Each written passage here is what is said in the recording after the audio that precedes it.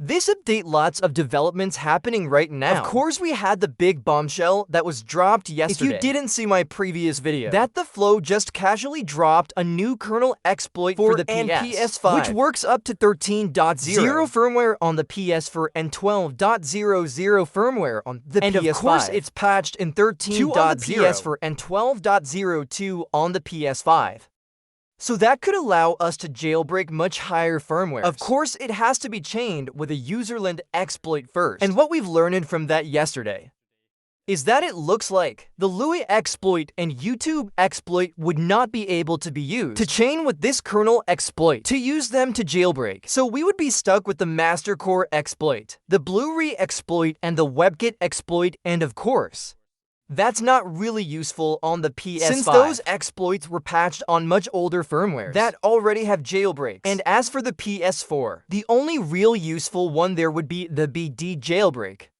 Because of Gadget Nest Blu-ray exploit for the PS4 does work up to 12.50. So we could chain it with this new kernel exploit from the Flow to be able to jailbreak up to 12.50 on the PS4. And I still think that will be the first implementation we will see of this new kernel exploit. Will likely be chained with that Blu-ray exploit to jailbreak up to 12.50. That is still the most likely option. Although we did get a glimmer of hope yesterday, as the Flow came out and said that his exploit, which he has now officially named Poop Exploit. Yeah, a bit of a weird name. We have had weird names before with PS for kernel exploits, but that's probably one of the weirdest names we've had so far. For a kernel exploit, but of course the Flow created it, so he gets to name it. And that is the official name of this exploit now. It seems so. He says it's not impossible with Luo or Y to JB. You just need to find a way to increment F count. So it is still technically possible that the Lua exploit or YouTube jailbreak could be used to load this new kernel exploit. But it looks like it will be a lot more difficult and tricky to compared to the ones we know will work, like the Blu-ray WebKit and MasterCore exploits. So more than likely, the Blu-ray exploit for PS4 will come out which first, will allow us to jailbreak up to 12 on the PS4 with a Blu-ray disc. And then we'll have to see what happens. Beyond that, will we get a Lua or YouTube jailbreak implementation eventually?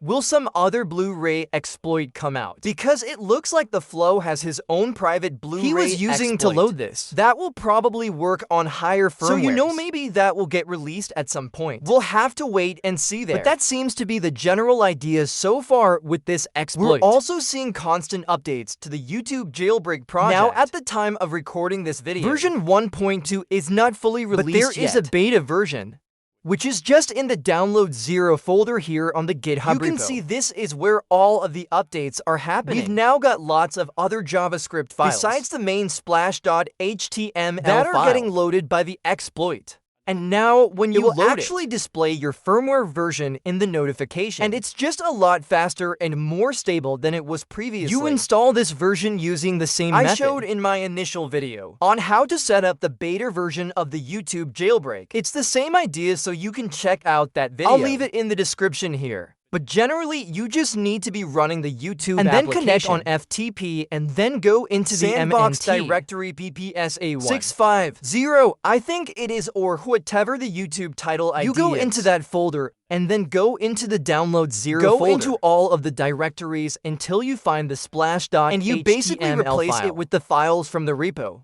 And then you should also actually right-click on the splash.html and set the file permissions to 4 for 4, which will prevent it from getting overwritten.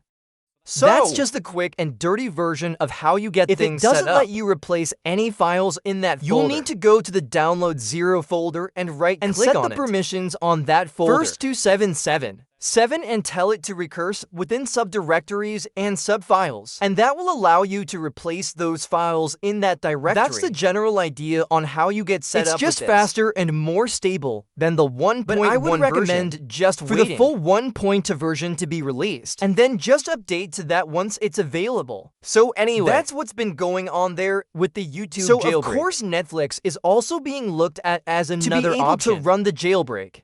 So we have this Netflix and hack project that is being worked on by Earth Onion.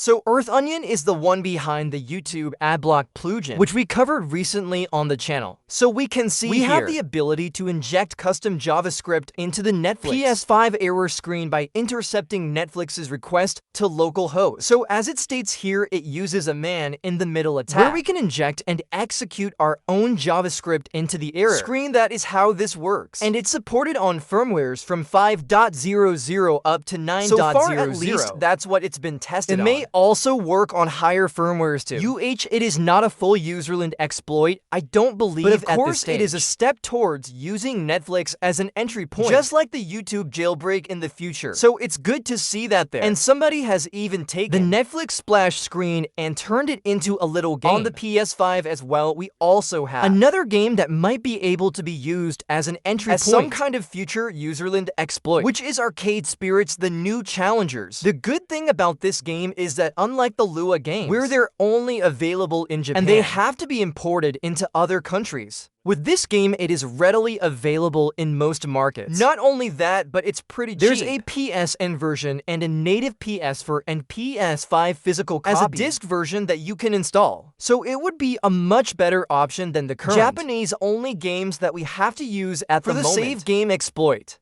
However, it is important to mention that this game was just name-dropped by no code or project for this yet to allow this to be used as some kind of entry point. So just bear that in mind, that it's only just been mentioned as a potential game that might be able to be used here. So take that as you will. But if this could be turned into a usable userland exploit, it would be very handy for any future kernel exploits that come out for the PS5. That could be potentially loaded using a game save, similar to the Lua exploits, but with a much more readily available game. Now, we've also seen some new test builds of ETA Hen and that are available on the package zone Discord server. Again, you just head into that Discord server. Go to the ETA Hen public test channel, and in there, you will find the pinned section in the top right-hand corner. If you select that, you'll find the latest test build of ETA Hen.elf, and also the items flow package file as well that you can download and install. So this new ETA Hand update has to new features, the ability with the overlays to move them to different corners of the screen. So you can now move the overlay to all four corners of the screen now, if you didn't like it in the top left-hand corner. And also it now has an IP address. You can enable to display your console's IP address on screen in that same overlay, so that's what's been added there. The other big change is to items flow. There has been an update made there when copying files. So there was an issue with the previous version, where if you copied the files in a certain way,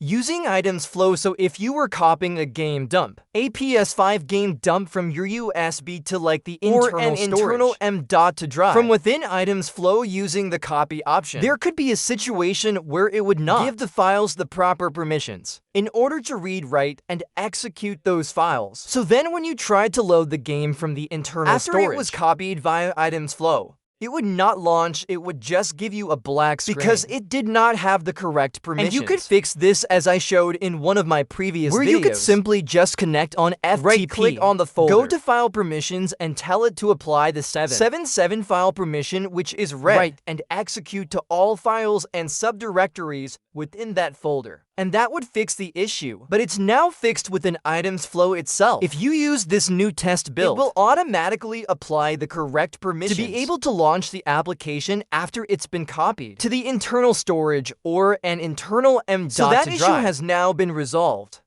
Now, speaking of game dumps, we've also seen a release from EcoStretch of a new PS5 app dumper. It's now on version 1.0 to beta. Now, the initial version of this just dumped the raw game files, but now it also includes the decryptor also. So it will also decrypt the executables, which is a vital step in actually making any of your game dumps playable on a jailbroken PS5. Is you need to not only dump the game files, but also decrypt the executables. So to use this, you just need to connect an SFAT formatted USB drive to the back of your PS5, and then simply load the game. And once you're just sitting in the main menu, you can just inject this payload using a payload injector like Netcat, which is what I'm using to load it. But you can also load this from the Homebrew launcher as well, John Tarmlin's Homebrew launcher, and then the dumping process, and that is all you gotta do. Wait for it to finish, and then you'll have the game dumped. Run the makeF self script on it to fake sign the executables, and then that will make that game dump runnable on the PS5.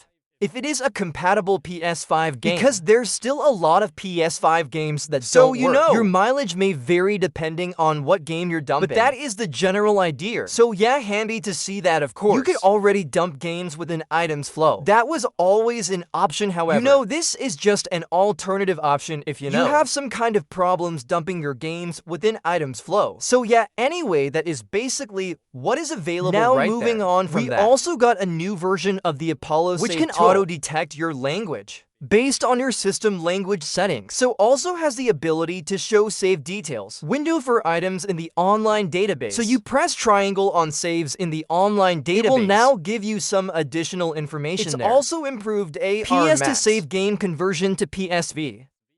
And also there's new cheat codes added for Rebirth of Souls Plus, custom encryption support, and custom checksum support for Dark Souls, Remastered Dragon Ball Z, Xenoverse 2, and Resident Evil for Remake.